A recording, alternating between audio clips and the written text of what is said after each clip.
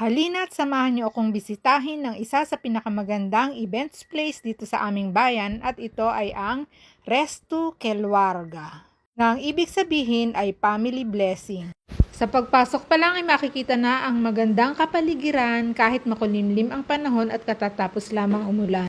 Napakabait ng mag-asawang sumalubong at nag-asikaso sa amin at nalaman namin na sila ang may-ari ng nasabing resort. Ang konsepto ng Resto Kelwarga ay mula sa Indonesia kung saan makikita sa resort ang pagmamahal sa kalikasan.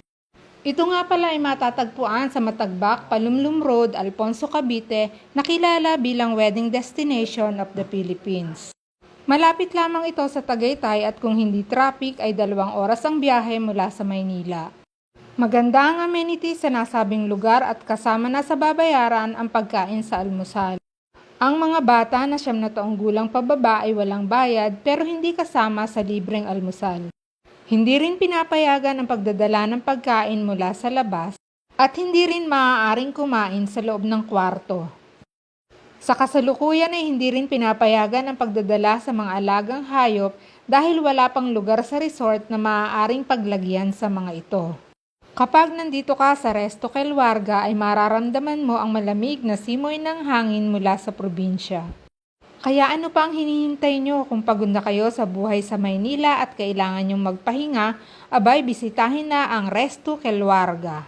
Kung saan isa lamang ito sa mga ipinagmamalaking events place na matatagpuan sa Alfonso, Cavite. Samahan nyo ako at tahimik nating bisitahin ng iba pang panig ng resort.